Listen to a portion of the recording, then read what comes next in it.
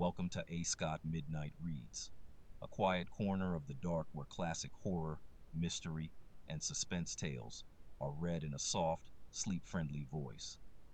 If you enjoy this kind of slow, atmospheric storytelling, like, comment, subscribe, and tap the notifications for future uploads.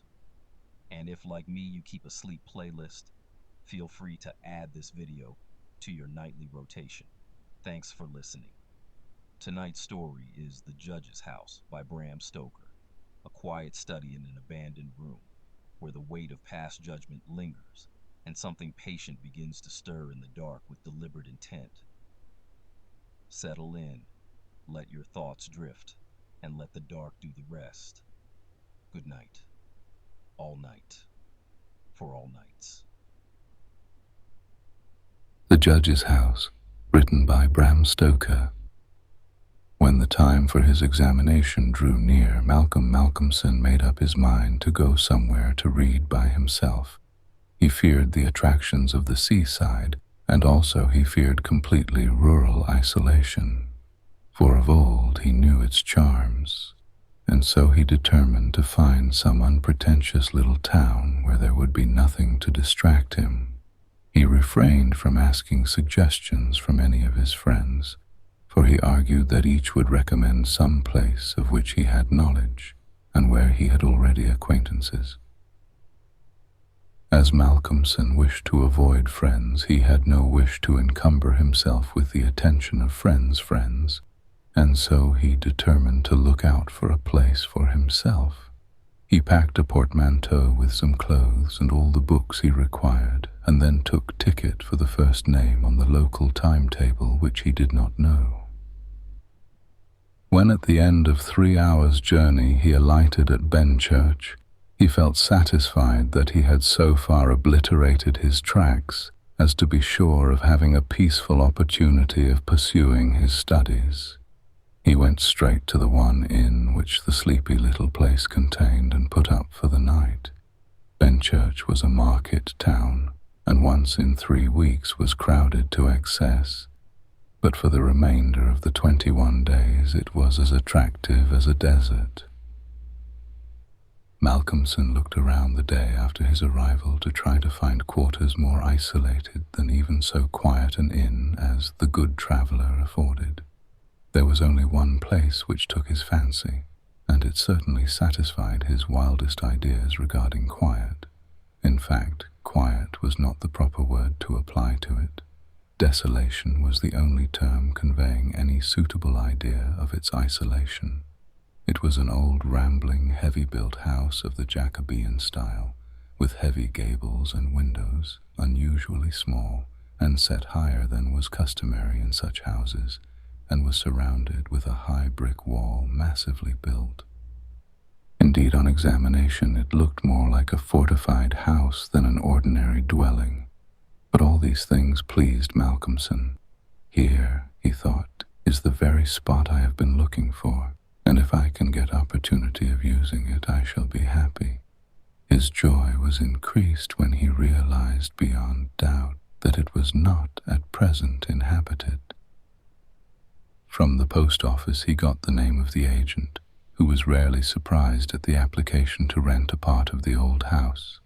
Mr. Carnford, the local lawyer and agent, was a genial old gentleman, and frankly confessed his delight at anyone being willing to live in the house.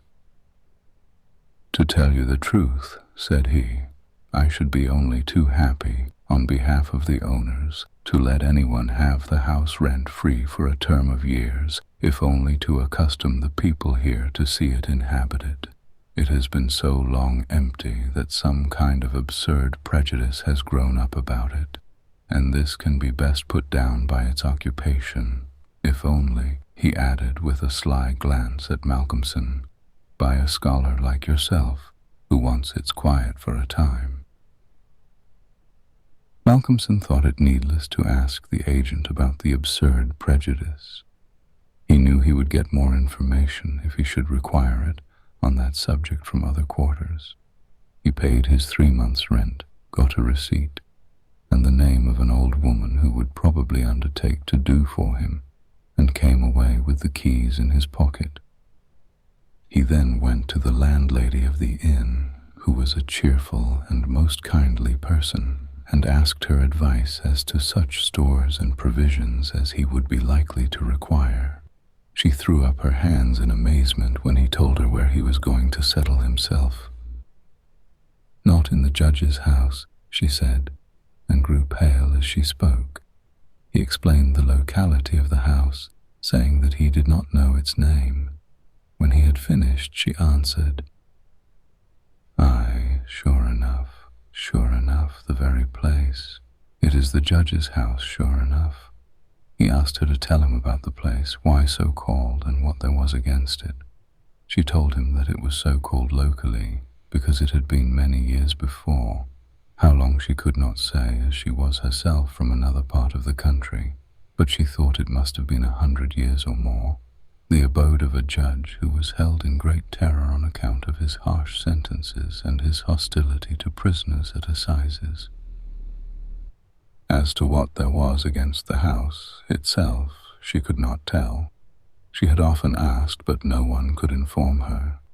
But there was a general feeling that there was something, and for her own part, she would not take all the money in Drinkwater's bank and stay in the house an hour by herself. Then she apologized to Malcolmson for her disturbing talk. "It is too bad of me, sir, and you, and a young gentleman too, if you will pardon me saying it, going to live there all alone. If you were my boy, and you'll excuse me for saying it, you wouldn't sleep there a night, not if I had to go there myself and pull the big alarm bell that's on that roof."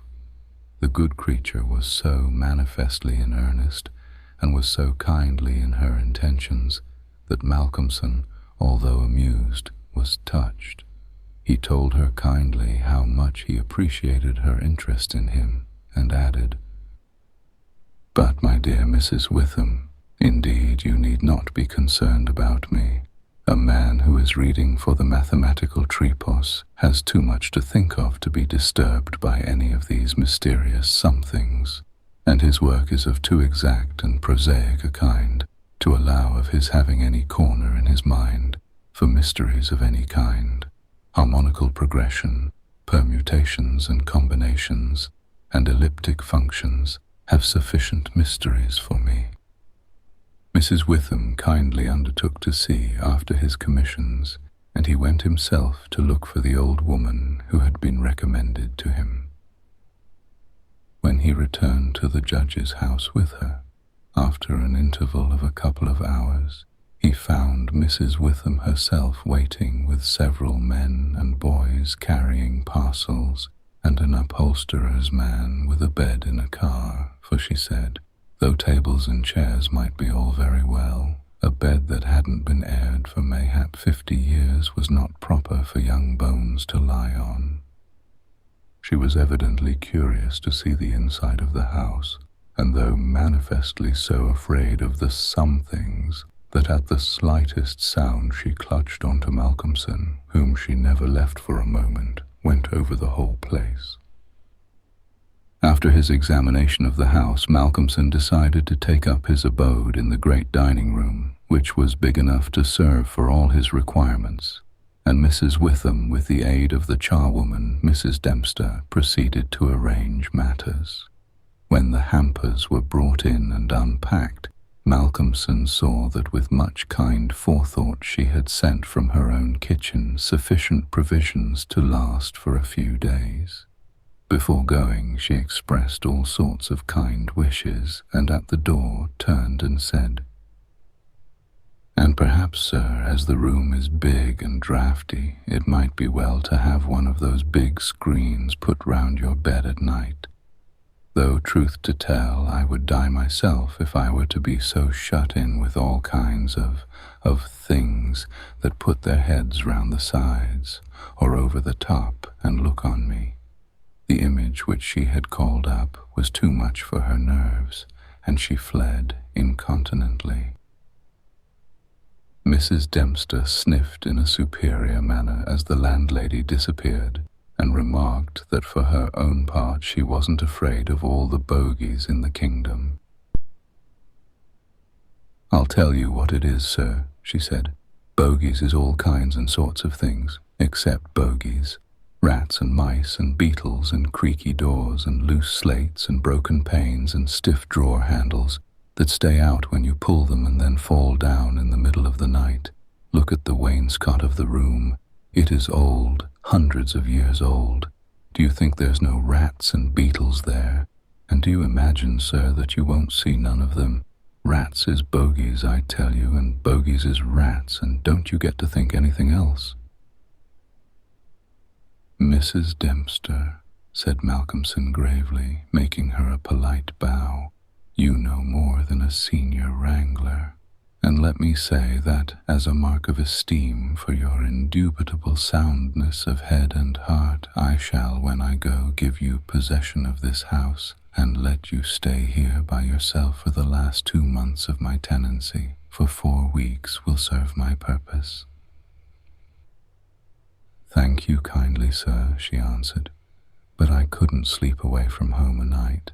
I'm in Greenhouse Charity, and if I slept a night away from my rooms, I should lose all I've got to live on. The rules is very strict, and there's too many watching for a vacancy for me to run any risks in the matter. Only for that, sir, I'd gladly come here and attend on you altogether during your stay." "My good woman," said Malcolmson hastily, "I have come here on purpose to obtain solitude, and believe me that I am grateful to the late Greenhow for having so organized his admirable charity, whatever it is, that I am perforce denied the opportunity of suffering from such a form of temptation. St. Anthony himself could not be more rigid on the point." The old woman laughed harshly. "Ah, you young gentlemen," she said, "you don't fear for naught, and belike you'll get all the solitude you want here." She set to work with her cleaning, and by nightfall, when Malcolmson returned from his walk, he always had one of his books to study as he walked, he found the room swept and tidied, a fire burning in the old hearth, the lamp lit, and the table spread for supper with Mrs. Witham's excellent fare. "This is comfort indeed," he said as he rubbed his hands.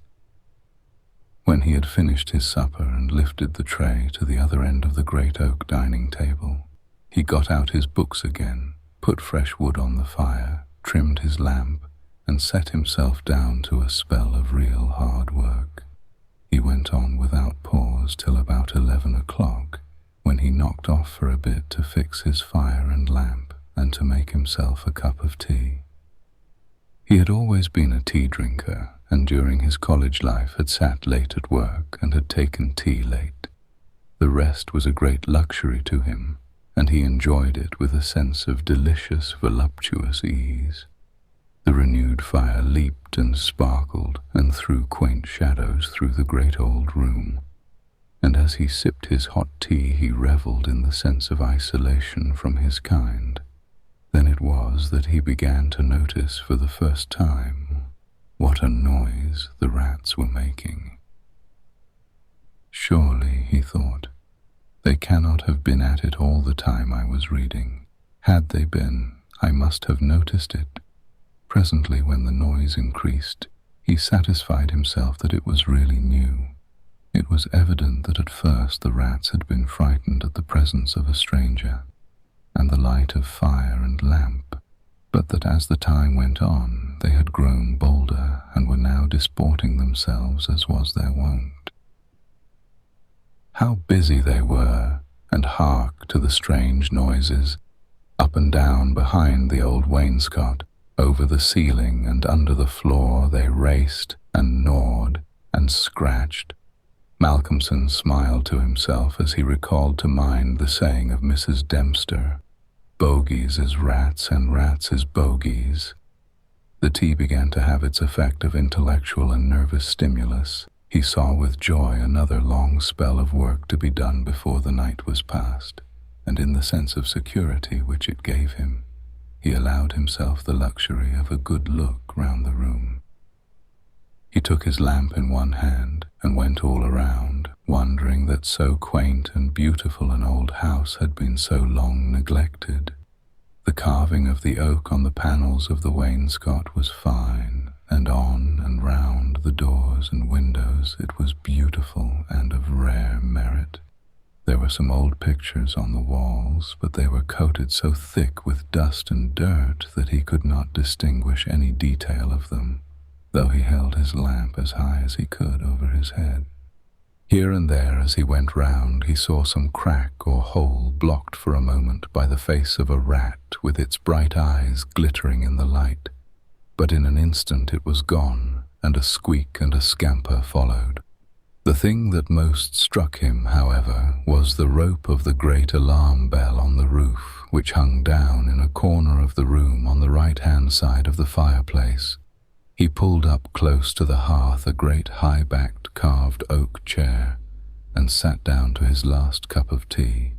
When this was done, he made up the fire and went back to his work, sitting at the corner of the table, having the fire to his left. For a little while the rats disturbed him somewhat with their perpetual scampering, but he got accustomed to the noise as one does to the ticking of a clock, or to the roar of moving water, and he became so immersed in his work that everything in the world, except the problem which he was trying to solve, passed away from him. He suddenly looked up.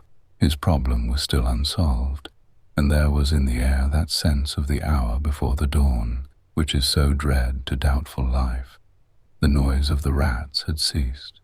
Indeed, it seemed to him that it must have ceased but lately, and that it was the sudden cessation which had disturbed him. The fire had fallen low, but still it threw out a deep red glow. As he looked, he started in spite of his sang-froid. There on the great high-backed carved oak chair by the right side of the fireplace sat an enormous rat, steadily glaring at him with baleful eyes. He made a motion to it as though to hunt it away, but it did not stir. Then he made the motion of throwing something. Still it did not stir, but showed its great white teeth angrily, and its cruel eyes shone in the lamplight with an added vindictiveness. Malcolmson felt amazed, and seizing the poker from the hearth, ran at it to kill it. Before, however, he could strike it, the rat, with a squeak that sounded like the concentration of hate, jumped upon the floor, and running up the rope of the alarm bell, disappeared in the darkness beyond the range of the green-shaded lamp. Instantly, strange to say, the noisy scampering of the rats in the wainscot began again. By this time Malcolmson's mind was quite off the problem, and as a shrill cock-crow outside told him of the approach of morning, he went to bed and to sleep. He slept so sound that he was not even waked by Mrs. Dempster coming in to make up his room. It was only when she had tidied up the place and got his breakfast ready and tapped on the screen which closed in his bed that he woke. He was a little tired still after his night's hard work, but a strong cup of tea soon freshened him up, and, taking his book, he went out for his morning walk, bringing with him a few sandwiches lest he should not care to return till dinner time. He found a quiet walk between high elms some way outside the town, and here he spent the greater part of the day studying his Laplace. On his return he looked in to see Mrs. Witham and to thank her for her kindness. When she saw him coming through the diamond-paned bay window of her sanctum, she came out to meet him and asked him in. She looked at him searchingly and shook her head as she said, "You must not overdo it, sir. You are paler this morning than you should be. Too late hours and too hard work on the brain isn't good for any man. But tell me, sir, how did you pass the night? Well, I hope. But my heart, sir, I was glad when Mrs. Dempster told me this morning that you were all right and sleeping sound when she went in." "Oh, I was all right," he answered, smiling. "The somethings didn't worry me as yet, only the rats, and they had a circus, I tell you, all over the place. There was one wicked-looking old devil that sat up on my own chair by the fire and wouldn't go till I took the poker to him, and then he ran up the rope of the alarm bell and got to somewhere up the wall or the ceiling. I couldn't see where, it was so dark. "Mercy on us," said Mrs. Witham. "An old devil, and sitting on a chair by the fireside. Take care, sir, take care. There's many a true word spoken in jest." "How do you mean? 'Pon my word, I don't understand." "An old devil. The old devil, perhaps. There, sir, you needn't laugh." For Malcolmson had broken into a hearty peal. "You young folks thinks it easy to laugh at things that makes older ones shudder. Never mind, sir, never mind. Please God, you'll laugh all the time. It's what I wish you myself." And the good lady beamed all over in sympathy with his enjoyment, her fears gone for a moment. "Oh, forgive me," said Malcolmson presently. "Don't think me rude, but the idea was too much for me, that the old devil himself was on the chair last night." And at the thought he laughed again. Then he went home to dinner. This evening the scampering of the rats began earlier. Indeed, it had been going on before his arrival, and only ceased whilst his presence by its freshness disturbed them. After dinner he sat by the fire for a while and had a smoke, and then, having cleared his table, began to work as before. Tonight the rats disturbed him more than they had done on the previous night. How they scampered up and down and under and over. How they squeaked and scratched and gnawed. How they, getting bolder by degrees, came to the mouths of their holes and to the chinks and cracks and crannies in the wainscoting till their eyes shone like tiny lamps as the firelight rose and fell. But to him, now doubtless accustomed to them, their eyes were not wicked, only their playfulness touched him. Sometimes the boldest of them made sallies out on the floor or along the mouldings of the wainscot. Now and again, as they disturbed him, Malcolmson made a sound to frighten them, smiting the table with his hand or giving a fierce "shh, shh," so that they fled straightway to their holes. And so the early part of the night wore on, and despite the noise, Malcolmson got more and more immersed in his work. All at once he stopped as on the previous night, being overcome by a sudden sense of silence. There was not the faintest sound of gnaw or scratch or squeak. The silence was as of the grave. He remembered the odd occurrence of the previous night, and instinctively he looked at the chair standing close by the fireside, and then a very odd sensation thrilled through him.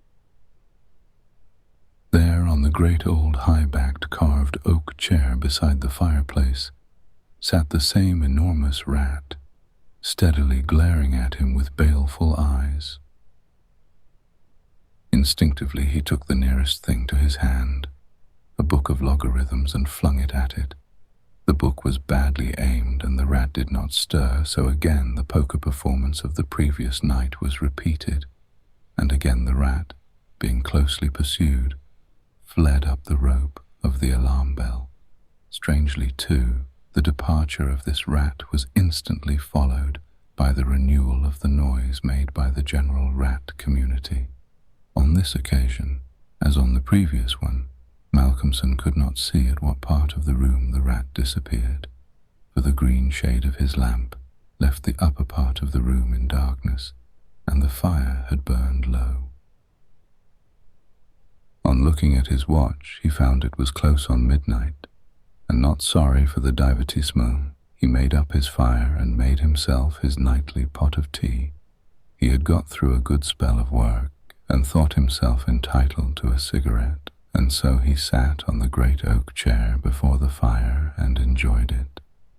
While smoking, he began to think that he would like to know where the rat disappeared to, for he had certain ideas for the morrow not entirely disconnected with a rat trap, Accordingly, he lit another lamp and placed it so that it would shine well into the right-hand corner of the wall by the fireplace. Then he got all the books he had with him and placed them handy to throw at the vermin. Finally, he lifted the rope of the alarm bell and placed the end of it on the table, fixing the extreme end under the lamp. As he handled it, he could not help noticing how pliable it was, especially for so strong a rope, and one not in use. You could hang a man with it, he thought to himself.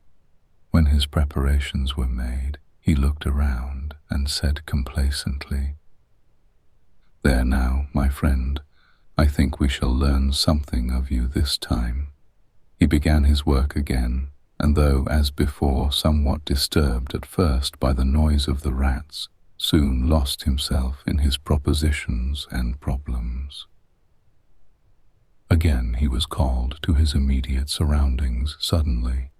This time it might not have been the sudden silence only which took his attention. There was a slight movement of the rope, and the lamp moved. Without stirring, he looked to see if his pile of books was within range, and then cast his eye along the rope. As he looked, he saw the great rat drop from the rope on the oak armchair and sit there glaring at him. He raised a book in his right hand, and taking careful aim, flung it at the rat. The latter, with a quick movement, sprang aside and dodged the missile.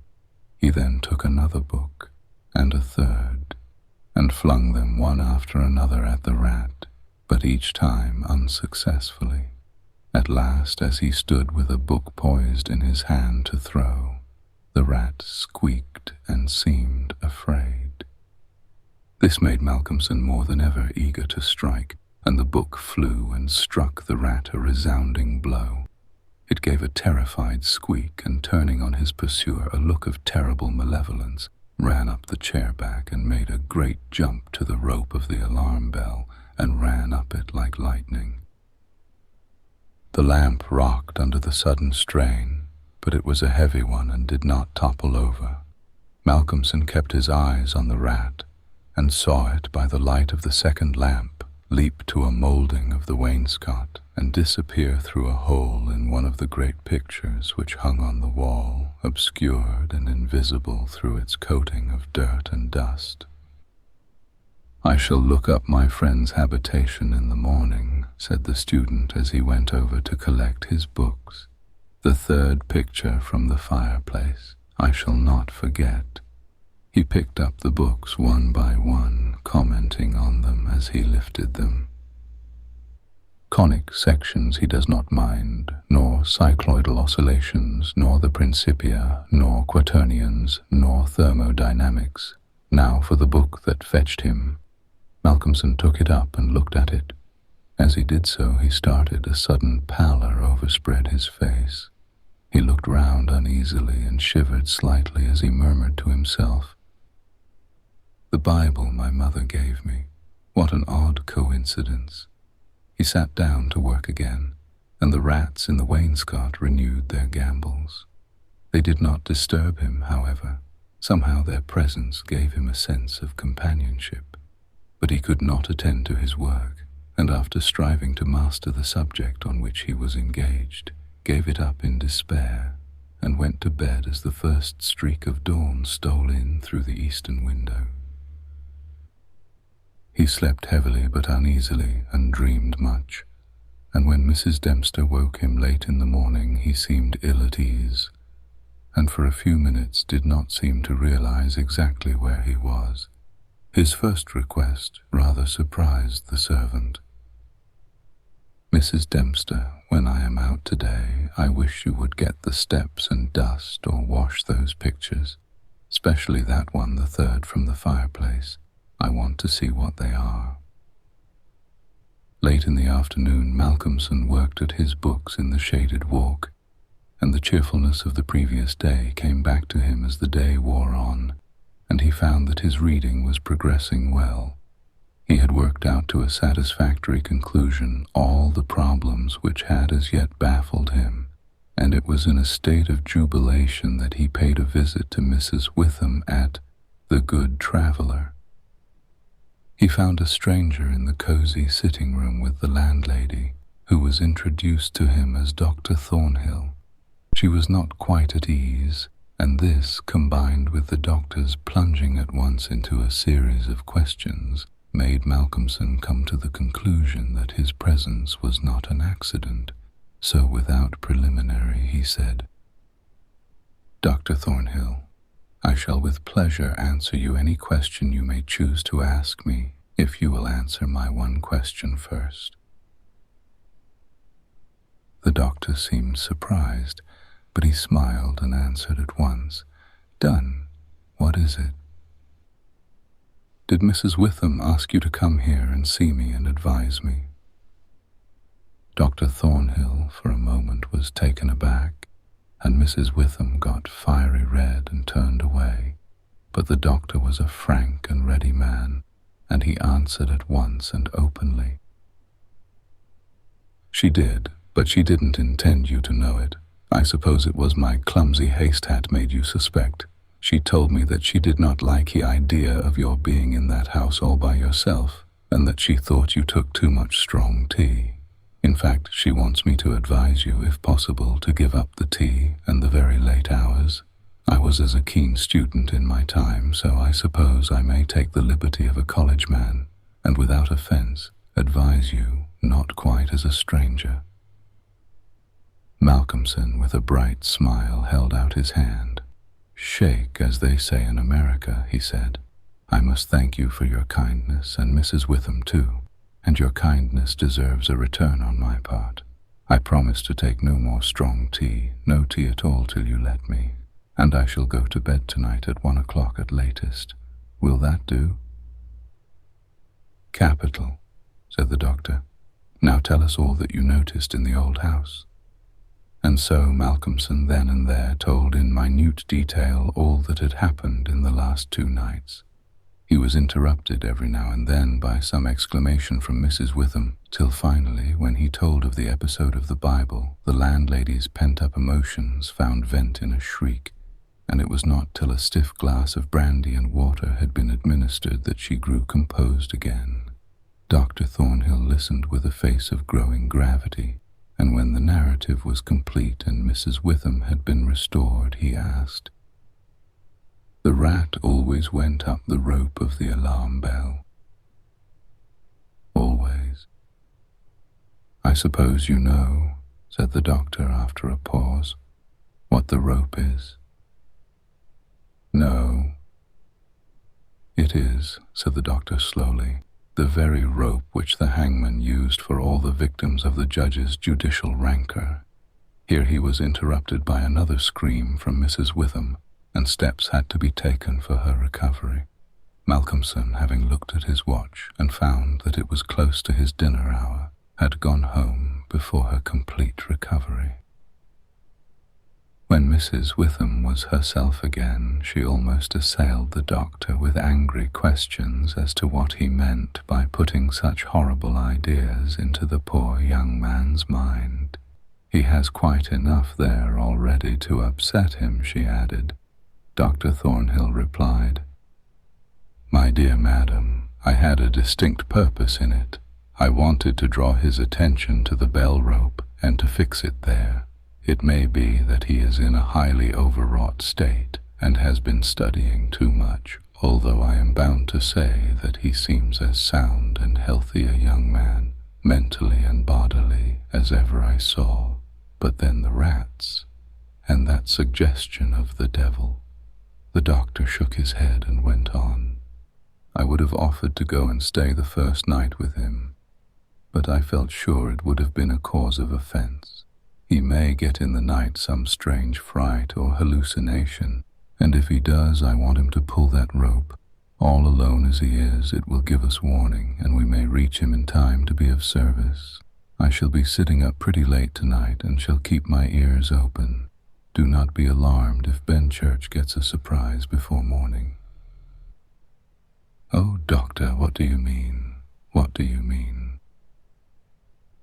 "I mean this, that possibly, nay, more probably, we shall hear the great alarm bell from the judge's house tonight. and the doctor made about as effective an exit as could be thought of. When Malcolmson arrived home, he found that it was a little after his usual time, and Mrs. Dempster had gone away. The rules of greenhouse charity were not to be neglected. He was glad to see that the place was bright and tidy, with a cheerful fire and a well-trimmed lamp. The evening was colder than might have been expected in April, and a heavy wind was blowing with such rapidly increasing strength that there was every promise of a storm during the night. For a few minutes after his entrance, the noise of the rats ceased, but so soon as they became accustomed to his presence, they began again. He was glad to hear them, for he felt once more the feeling of companionship in their noise, and his mind ran back to the strange fact that they only ceased to manifest themselves when that other, the great rat with the baleful eyes, came upon the scene. The reading lamp only was lit, and its green shade kept the ceiling and the upper part of the room in darkness, so that the cheerful light from the hearth spreading over the floor and shining on the white cloth laid over the end of the table was warm and cheery. Malcolmson sat down to his dinner with a good appetite and a buoyant spirit. After his dinner and a cigarette, he sat steadily down to work, determined not to let anything disturb him, for he remembered his promise to the doctor and made up his mind to make the best of the time at his disposal. For an hour or so he worked all right, and then his thoughts began to wander from his books. The actual circumstances around him, the calls on his physical attention, and his nervous susceptibility were not to be denied. By this time the wind had become a gale, and the gale a storm. The old house, solid though it was, seemed to shake to its foundations, and the storm roared and raged through its many chimneys and its queer old gables, producing strange, unearthly sounds in the empty rooms and corridors. Even the great alarm bell on the roof must have felt the force of the wind, for the rope rose and fell slightly, as though the bell were moved a little from time to time, and the limber rope fell on the oak floor with a hard and hollow sound. As Malcolmson listened to it, he bethought himself of the doctor's words. It is the rope which the hangman used for the victims of the judge's judicial rancor. And he went over to the corner of the fireplace and took it in his hand to look at it. There seemed a sort of deadly interest in it, and as he stood there he lost himself for a moment in speculation as to who these victims were, and the grim wish of the judge to have such a ghastly relic ever under his eyes. As he stood there, the swaying of the bell on the roof still lifted the rope now and again. But presently there came a new sensation, a sort of tremor in the rope, as though something was moving along it. Looking up instinctively, Malcolmson saw the great rat coming slowly down towards him, glaring at him steadily. He dropped the rope and started back with a muttered curse, and the rat, turning, ran up the rope again and disappeared. And at the same instant Malcolmson became conscious that the noise of the rats, which had ceased for a while, began again. All this set him thinking, and it occurred to him that he had not investigated the lair of the rat or looked at the pictures as he had intended. He lit the other lamp without the shade, and holding it up went and stood opposite the third picture from the fireplace on the right-hand side where he had seen the rat disappear on the previous night. At the first glance he started back so suddenly that he almost dropped the lamp, and a deadly pallor overspread his face. His knees shook and heavy drops of sweat came on his forehead, and he trembled like an aspen. But he was young and plucky and pulled himself together, and after the pause of a few seconds stepped forward again, raised the lamp and examined the picture which had been dusted and washed and now stood out clearly. It was of a judge dressed in his robes of scarlet and ermine. His face was strong and merciless, evil, crafty, and vindictive, with a sensual mouth, hooked nose of ruddy color, and shaped like the beak of a bird of prey. The rest of the face was of a cadaverous color. The eyes were of peculiar brilliance, and with a terribly malignant expression. As he looked at them, Malcolmson grew cold, for he saw there the very counterpart of the eyes of the great rat. The lamp almost fell from his hand. He saw the rat with its baleful eyes peering out through the hole in the corner of the picture, and noted the sudden cessation of the noise of the other rats. However, he pulled himself together and went on with his examination of the picture. The judge was seated in a great high-backed carved oak chair on the right-hand side of a great stone fireplace where, in the corner, a rope hung down from the ceiling, its end lying coiled on the floor. With a feeling of something like horror, Malcolmson recognized the scene of the room as it stood, and gazed around him in an awestruck manner, as though he expected to find some strange presence behind him. Then he looked over to the corner of the fireplace, and with a loud cry he let the lamp fall from his hand. There, in the judge's armchair, with the rope hanging behind, sat the rat with the judge's baleful eyes, now intensified and with a fiendish leer. Save for the howling of the storm without, there was silence. The fallen lamp recalled Malcolmson to himself. Fortunately, it was of metal, and so the oil was not spilled. However, the practical need of attending to it settled at once his nervous apprehension. When he had turned it out, he wiped his brow and thought for a moment. "This will not do," he said to himself. "If I go on like this, I shall become a crazy fool. This must stop. I promised the doctor I would not take tea. Faith, he was pretty right. My nerves must have been getting into a queer state. Funny I did not notice it. I never felt better in my life. However, it is all right now, and I shall not be such a fool again." Then he mixed himself a good stiff glass of brandy and water and resolutely sat down to his work. It was nearly an hour when he looked up from his book, disturbed by the sudden stillness. Without, the wind howled and roared louder than ever, and the rain drove in sheets against the windows, beating like hail on the glass. But within there was no sound whatever save the echo of the wind as it roared in the great chimney, and now and then a hiss as a few raindrops found their way down the chimney in a lull of the storm. The fire had fallen low and had ceased to flame, though it threw out a red glow. Malcolmson listened attentively and presently heard a thin squeaking noise, very faint. It came from the corner of the room where the rope hung down, and he thought it was the creaking of the rope on the floor as the swaying of the bell raised and lowered it. Looking up, however, he saw in the dim light the great rat clinging to the rope and gnawing it. The rope was already nearly gnawed through. He could see the lighter color where the strands were laid bare.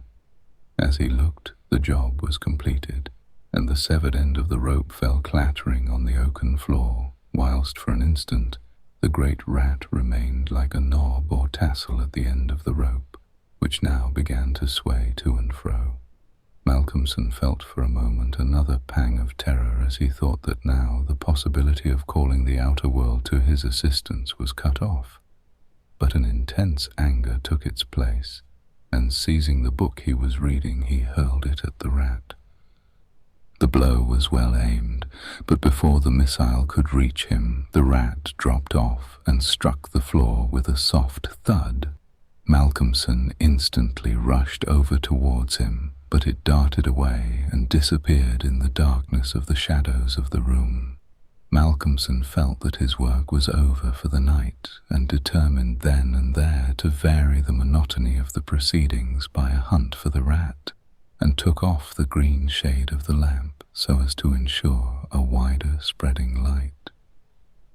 As he did so, the gloom of the upper part of the room was relieved, and and in the new flood of light, great by comparison with the previous darkness, the pictures on the wall stood out boldly. From where he stood, Malcolmson saw right opposite to him the third picture on the wall from the right of the fireplace. He rubbed his eyes in surprise, and then a great fear began to come upon him. In the center of the picture was a great irregular patch of brown canvas, as fresh as when it was stretched on the frame. The background was as before, with chair and chimney corner and rope, but the figure of the judge had disappeared. Malcolmson, almost in a chill of horror, turned slowly round, and then he began to shake and tremble like a man in a palsy. His strength seemed to have left him, and he was incapable of action or movement, hardly even of thought. He could only see and hear. There on the great high-backed carved oak chair sat the judge in his robes of scarlet and ermine, with his baleful eyes glaring vindictively, and a smile of triumph on the resolute, cruel mouth, as he lifted with his hands a black cap. Malcolmson felt as if the blood was running from his heart, as one does in moments of prolonged suspense. There was a singing in his ears. Without, he could hear the roar and howl of the tempest, and through it, swept on the storm, came the striking of midnight by the great chimes in the marketplace. He stood for a space of time that seemed to him endless, still as a statue, and with wide-open, horror-struck eyes, breathless. As the clock struck, so the smile of triumph on the judge's face intensified, and at the last stroke of midnight, he placed the black cap on his head. Slowly and deliberately the judge rose from his chair and picked up the piece of the rope of the alarm bell which lay on the floor, drew it through his hands as if he enjoyed its touch, and then deliberately began to knot one end of it, fashioning it into a noose. This he tightened and tested with his foot, pulling hard at it till he was satisfied, and then making a running noose of it, which he held in his hand. Then he began to move along the table on the opposite side to Malcolmson, keeping his eyes on him until he had passed him, when with a quick movement he stood in front of the door. Malcolmson then began to feel that he was trapped, and tried to think of what he should do. There was some fascination in the judge's eyes which he never took off him, and he had perforce to look.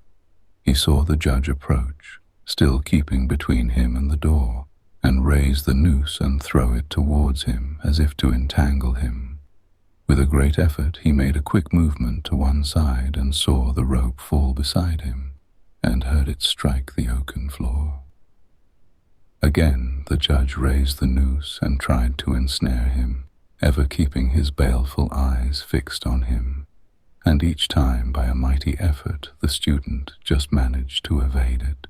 So this went on for many times, the judge seeming never discouraged nor discomposed at failure, but playing as a cat does with a mouse. At least in despair, which had reached its climax, Malcolmson cast a quick glance round him. The lamp seemed to have blazed up, and there was a fairly good light in the room. At the many rat holes and in the chinks and crannies of the wainscot, he saw the rat's eyes, and this aspect, that was purely physical, gave him a gleam of comfort. He looked around and saw that the rope of the great alarm bell was laden with rats. Every inch of it was covered with them, and more were pouring through the small circular hole in the ceiling whence it emerged, so that with their weight the bell was beginning to sway. Hark! It had swayed till the clapper had touched the bell. The sound was but a tiny one, but the bell was only beginning to sway, and it would increase. At the sound, the judge, who had been keeping his eyes fixed on Malcolmson, looked up, and a scowl of diabolical anger overspread his face. His eyes fairly glowed like hot coals, and he stamped his foot with a sound that seemed to make the house shake. A dreadful peal of thunder broke overhead as he raised the rope again, whilst the rats kept running up and down the rope as though working against time. This time, instead of throwing it, he drew close to his victim and held open the noose as he approached. As he came closer, there seemed something paralyzing in his very presence, and Malcolmson stood rigid as a corpse. He felt the judge's icy fingers touch his throat as he adjusted the rope. The noose tightened. Then the judge, taking the rigid form of the student in his arms, carried him over and placed him standing in the oak chair, and stepping up beside him, put his hand up and caught the end of the swaying rope of the alarm bell. As he raised his hand, the rats fled squeaking and disappeared through the hole in the ceiling. Taking the end of the noose, which was round Malcolmson's neck, he tied it to the hanging bell rope, and then descending, pulled away the chair. When the alarm bell of the judge's house began to sound, a crowd soon assembled. Lights and torches of various kinds appeared, and soon a silent crowd was hurrying to the spot. They knocked loudly at the door, but there was no reply. Then they burst in the door and poured into the great dining room, the doctor at the head. There, at the end of the rope of the great alarm bell, hung the body of the student, and on the face of the judge in the picture was a malignant smile.